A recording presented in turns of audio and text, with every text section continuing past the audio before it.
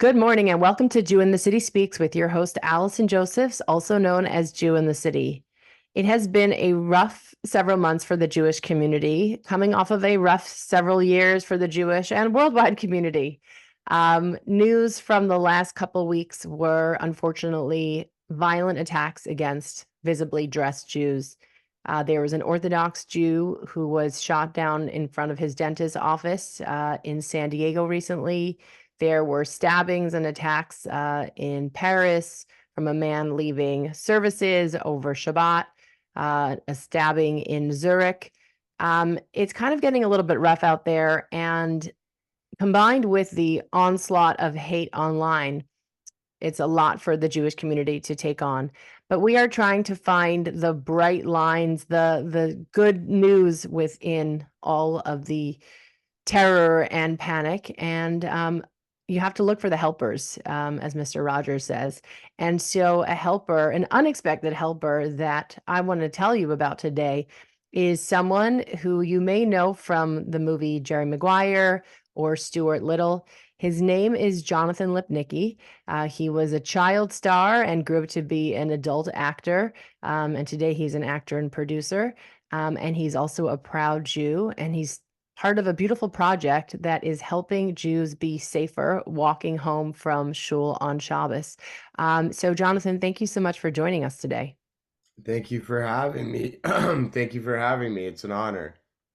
Um, you know, I have to say, besides the so much emotional, just all the feelings, the rage and sadness and um, a lot of negative feelings. One of the best parts of where we are today in the world is finding about all of these people who I did not know were Jewish and discovering all these proud Jews and finding ways to work together. So, um, I didn't know until I heard about your Shabbat Angels program that you were even Jewish. So tell us about your Jewish background growing up.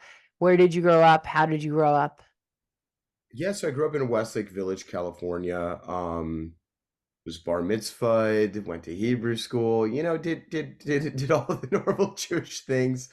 Uh and it's always been an important part of my identity, and something I've never shied away from.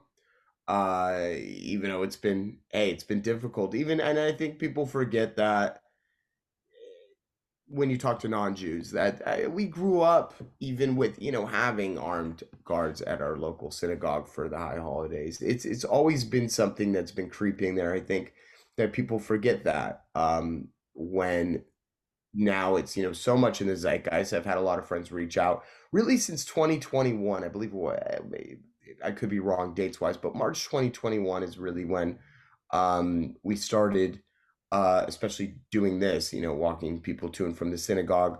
Yeah, I moved, so I haven't been, involved with LA doing that. But it's been there, right? And now it's just disgustingly bad. I really tried in earnest telling people how bad it was getting in 2021. Some people listened, a lot didn't. And being that it has been an important part of my life growing up, and I've been very sensitive to this stuff as well as vocal. It's been rough feeling not listened to, and then people being like, "Wow, I didn't realize how bad it is," and like the same people I told, you know. And but it's been great, like you said, finding community with others who are in entertainment who feel the same way, and it's definitely been exhausting for, I mean, us all, right? And it's been a very emotional time. But being as that, has been an important part of my life for as long as I can remember. um I'm here for the marathon, right? And hopefully things can get better, or at least we can gain more allies in this difficult time. So you're referencing this began in 2021. That was the last time there was, a conflict in Israel. Yeah. And I think to our surprise here in the States, it led to violence against Jews here. And, a point that David Baddiel brings up is that to assume that, a Jew anywhere in the world has a responsibility, or a connection to Israel automatically is kind of a racist notion. Now, look, many Jews do. I'm someone that does, but for a conflict thousands of miles away to affect safety or well-being of Jews, who thought that we were safe, who thought that things were okay in the U.S. is certainly alarming. How did this Shabbat Angels program start? Because I am seeing post October 7th a real sense of kind of the denominations of the Jewish community melt away in large part. And I think it's because we see how much hatred there is from without, that we can't really sort of focus on the things that divide us or the ways that we disagree, because we kind of all have that sense that like we're we're being attacked together and we'll either rise together or fall together. But um, pre October 7th, I have not noticed so much sort of sensitivity or understanding between the different denominations. So the very fact that, you got involved with a group that's walking, I would say it's basically Orthodox Jews home from shul. Mhm. Kind of like what was your experience with the community up until that? I will just confess right now. I was raised to be a proud conservative Jew, and I was not given the best information or opinions about the Orthodox community. So, did you have any interactions with them? Did you have any preconceived notions? Very brief. I came into it pretty open-minded, but I had brief interactions before 2021. What happened was there's this, and you may have seen him, you may follow him, Remy Franklin, good friend of mine. He started having people over for Shabbat in 20, probably tail end of 2020 maybe. Really small groups during COVID. Towards the tail end of when it was really bad. So maybe it's 2021. I forget that timeline at this point. It All a it all blur. went by in a weird way. But we started getting together for Shabbat. There was an attack um at Sushi Fumi. It was in LA, and that was a big one. That we there was that. There were some other, there were Orthodox Jews being harassed and chased off the road. And Remy, it was really his brainchild. He said, "Hey guys, like we could do something about this. We could drive hate out. Really, what it has to do with is numbers, right? Showing that you're not scared. The Orthodox community, they don't have their cell phones on them. There's no way for them to call anyone. They are an easy target for that reason. So Remy decided, hey, it's time to organize something. I was probably number one on his, of people he called, and we started working towards getting a WhatsApp group together, and we had a lot of people volunteer quickly, and we started just standing outside the synagogues, walking people to and from the synagogue, organizing that, the week leading up with Rabbi Yossi Alfort of Magadam, which is a private security company in LA for the Jewish community, and raising awareness, right? And at first, being that I never really like bringing attention to something that I'm doing that I think you should just do because it's the right thing to do, I didn't talk about it for the first few weeks. And then the LA Times came by, and I happened to be the guy on on guard. And so there's a picture of me in the LA Times talking about it. And I was like, okay, you know what? I'll roll with it a little bit. I mean, I'm not gonna like make too much of a fuss because I don't do things for attention. I do it because, it was something that was close to my heart. And then there was a post that we were putting up that were getting deleted by Instagram. There's all these, whether it's people, I don't know exactly what it is, people complaining enough about your post because they are anti-Semitic to where you get flagged or whatever it may be. They were getting deleted. And I was like, well, uh, I'm just going to use my voice and talk about it. And so I started talking about it, leading with, there was a young boy who was walking home with his mother who got drive-by paintballed by someone who's screaming anti-Semitic things at him. And that, I knew the boy, I got to know him and his mom and his family. And that really hit, and that made me really angry.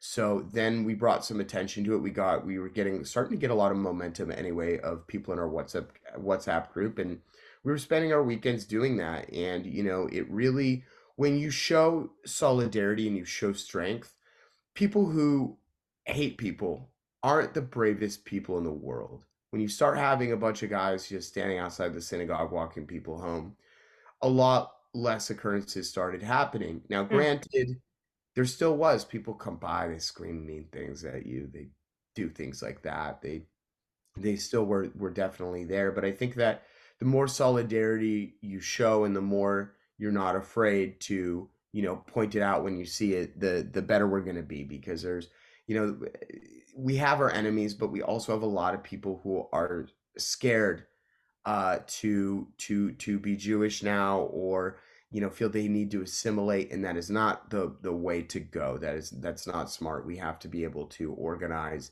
and be together, because if we have infighting from within our communities, or we have people who are downplaying it, or they're ignoring it, that doesn't really help the cause either. And I think that there is just there's right and wrong, and a lot of communities get attention when there's hatred, and some don't. Some it's not as I don't want to say popular, but I guess that's the only word I can think of right now for certain communities, the Jews being one. The Armenians don't get a lot of attention when it comes to their causes. There are certain causes that are just overlooked Mhm. or downplayed, and we are definitely one of those causes. So we started doing that. We're still in the WhatsApp group. I'm not in LA. There are people still kind of on call if there's somebody who needs to be somewhere, especially after October 7th.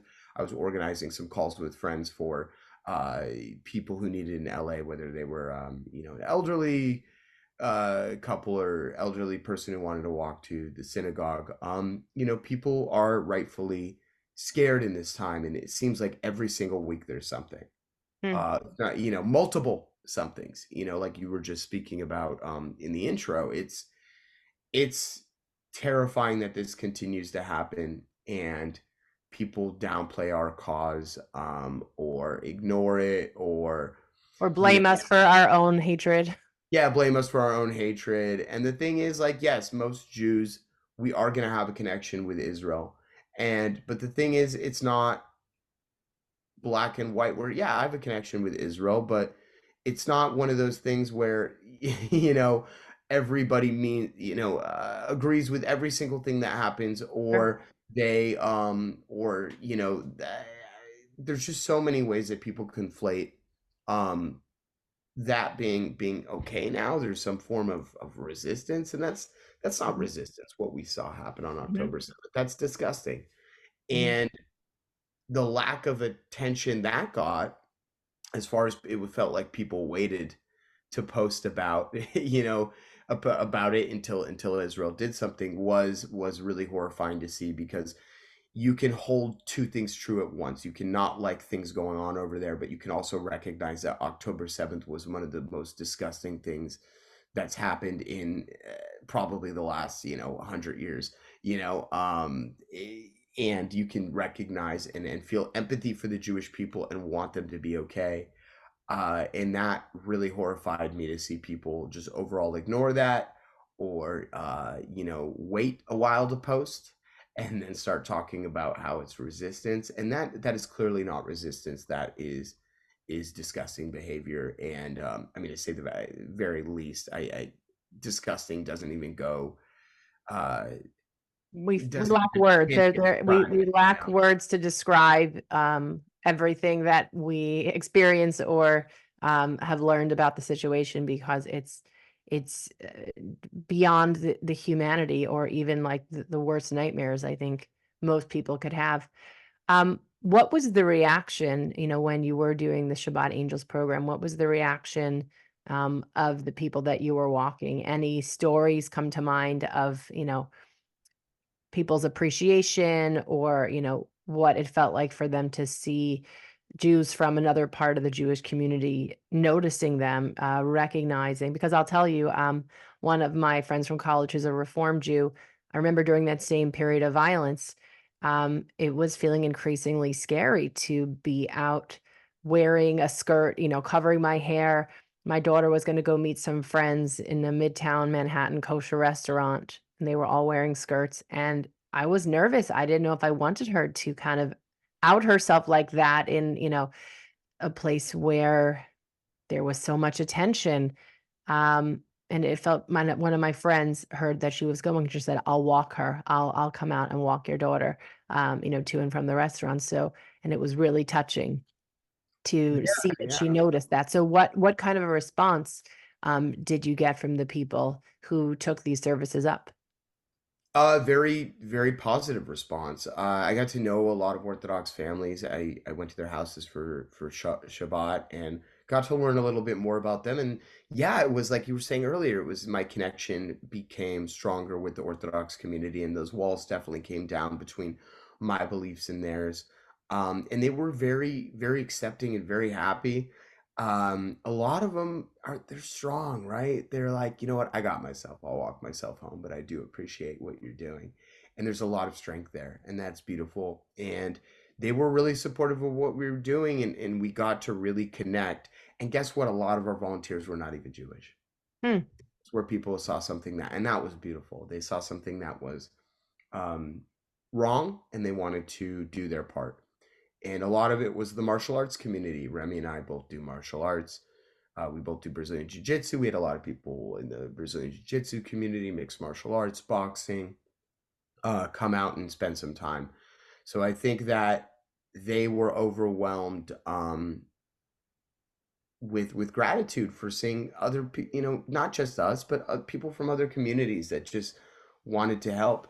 And I would say that was, one of the best parts was really connecting with our Orthodox brothers and sisters and getting to learn a little bit about their life and make a personal connection there. And they they told us they were, they expressed their gratitude quite often, and that was great. The only thing as far as response that still scared me was I had a lot of people who told me how horrible it was, told me how, and these are people like if you never post about anything political or uh not even political, but anything like current events like this going on online and you're a friend of mine, then I don't mind if you don't, not saying I don't mind if you don't post about this, but I get if you're not posting about this. You never post about anything. But if you're one of those people who's posting about every single cause, but the best you can do is send me a DM that says SMH, shake my head at all the bad things going on, then why are you holding back? Because it doesn't fit some narrative of Hmm. what's going to get you some social points by posting about what why, and that was what made me upset, where I'm like, I appreciate you DMing me, but you're somebody who posts about everything. So this is back in 2021 when That sort of, was 2021. I mean, that's still that, continued, right? and that opened up your eyes as to what we were, maybe what the Jewish community had in store for us. Yeah, and the response I get is people be like SMH or whatever in a DM, and I'm like, okay, but you post about everything else. Or I can't believe this is happening in 2021. I can't believe, this is happening and, continued into 2022. And I'm like, well, believe it. I'm telling you, you know. And then it continued, and then here we are today, and you still have the I can't believe it's happening. Well, I've tried to tell you, there's a lot of video evidence of this. There's a lot of proof of this going on. You can do a lot better than tell me you can't believe it's going on if you are somebody who has been for every single cause but this one. Because Jews, we have stood by many causes and have been extremely helpful because we've recognized the similarities between what we've gone through and what other groups have gone through. And to see that not reciprocated is heartbreaking. So agree, agree, agree. Hollywood Jews. They are not the most outspoken Jews in general, although thankfully we are seeing, an improvement since October 7th. What's your feeling on how Jews in the industry often handle these things? Because I'll tell you from my perspective, I noticed all these attacks happening in the last few years. I noticed Tree of Life, Mayim Bialik flew out. I noticed the hostage situation in the temple in Texas. That narrative didn't work out. It was the wrong narrative. So I saw Jews literally in a hostage situation and so much silence, um, as a proud Jew who is speaking out on these issues, what do you think about sort of a lot of Hollywood Jews being less forthcoming with standing out proudly and speaking up for their people? I I get where and I empathetically, I get where the fear is and I get where they're coming from. At the end of the day, that's not going to be the solution that works. Now, do you have to post every single day? I don't post every single day. I got to keep something for my mental health, right? Yeah. But just even showing some form of solidarity. And I've been happily surprised by some people and, also disappointed in some others. Um, and I feels like it's always been something where they don't want to rock the boat. And the thing is, that's not going to be the way to, if they truly feel like they are losing favor with even within Hollywood, right? We see a lot of division there, or people who are not understanding of our cause. And it's sad for something that does have a lot of Jewish people involved with it from the very beginning, that there aren't more, that even as far as representation in media, right? Um, you tend to see only kind of a few types of Jews in narrative content. Mhm. I think that there's a lot missing there as well. So yeah, I mean it hurts. It doesn't surprise me anymore. I guess I'm numb to it to a certain degree, but I just Mhm. think that we could do better to unite. Now, what that might look like for every individual is different. Whether it's just donating their time, maybe they don't want to be more front facing. I can give some, understanding there. But to be completely like, yeah, it's bad, it's happening, but this or that or this, there's no buts to, things can exist even if you don't agree with what Israel's doing. You can still agree that nothing should be conflated and nobody should be hurt Hmm. because of that. So I think that people don't find the nuance. They're scared. I wish they would speak up more. I wish they would speak up more for our cause, because a lot of them have spoken up for other causes. But it's something that, I mean, it's sad, but I guess I just expect it at this point. Because the interesting thing, I agree. The interesting thing is that there's this notion that Hollywood is so Jewish. It's Mhm. the Jews run Hollywood, but it's with a certain filter. It's Yeah. with a certain, you can only be a certain type of Jew. Is that a sense, because I've never worked in Hollywood. I'm trying to work on Hollywood. Yeah. Um, Yeah. do you get that messaging somewhere? I know that taking off for holidays or observing Shabbat is not something that Hollywood makes so easy for more observant Jews. So that sort of sends a certain message, certainly in our age of, added accommodations and inclusion, but not that type of Jew. But do you think that there's some messaging somewhere that you got along the way or picked up about like, you can be this type of Jew, but not that type of Jew in Hollywood? Yeah, I think it's that's great, but and I don't want to call it a narrative that's very overarching. I would say it's just a sentiment Mhm. that there's the good Jew, right? The Mhm. like the and then I don't even know how to be overall encompassing about that, but it's just not rocking the boat, I feel, has been kind of the narrative. Mhm. If there's anything, and I've never understood that, because I think that, and then of course we hate the Jews run Hollywood thing. That's not true. There are a lot of Jews there, but hey, we were there from the beginning. And I always tell people, it's like if you have a great grandfather who did something, then your grandpa did it, and then like there's a lot of times people just kind of stick in similar industries, I've noticed. And it's I think people are so scared of that maybe it's a reaction to the narrative that we run things. I think that could be a huge player in that.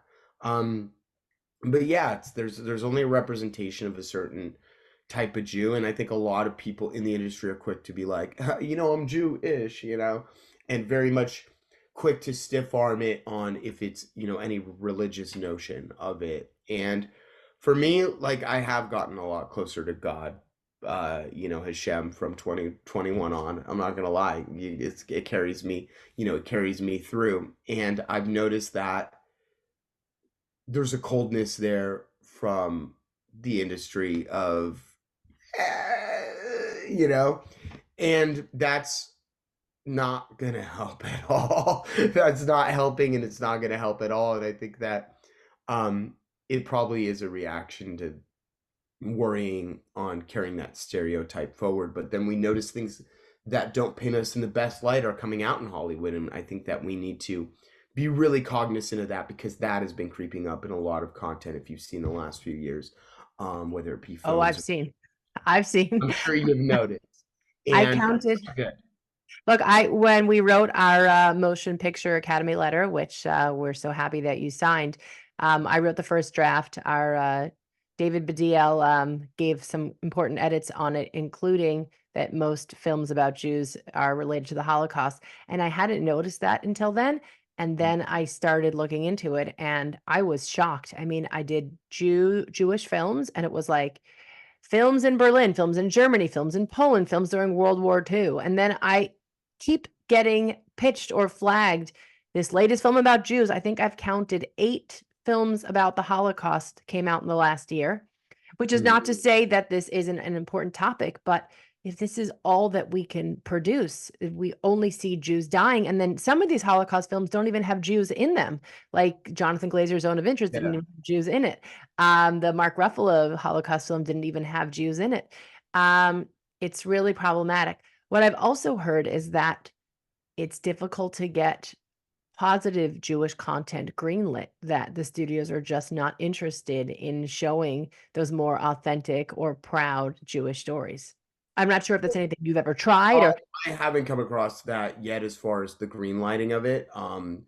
I wouldn't I don't want to say I wouldn't be surprised, but I wouldn't be surprised because we don't see that, right? We see either the Holocaust or super religious Jews, and it's, they've had some television about that, or it's always like the, like, neurotic, like, there aren't a lot of, I grew up in the suburbs of Los Angeles, and I would always get, you don't look Jewish.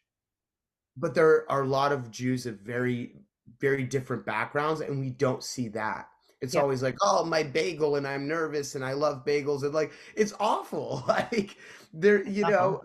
now, who doesn't love a great bagel? Anyone, Jewish or non-Jewish. But it's just always like neuroses and this, and there's a certain weakness that's represented, or we are the butt of the joke. So you're a producer today, you're an actor and you're a producer. Like, is this something with your deepened connection to Hashem, which I Yeah. also, found in my teen years, and it changed the course of my life. And I mean, boy, has it given me strength through this madness. Because would you see yourself trying to bring maybe a character that we'd like to see to life? Could that be a future project for you? Absolutely. I would love to see that. I would love to see the different backgrounds and more of a diverse look at what being a Jew means and how many different types of Jews there are. I'd love to bring something like that. I just need, probably the right project. But in the meantime, my goal is, I've connected with a lot of the Jews I've met through, um, sadly, all the horrible things going on, but, a greater connection with our community. And there are several I'm looking to collaborate on and put stuff out there together. And I think that is a strength as well, because the more of us working together who do want to stand tall, then Mhm.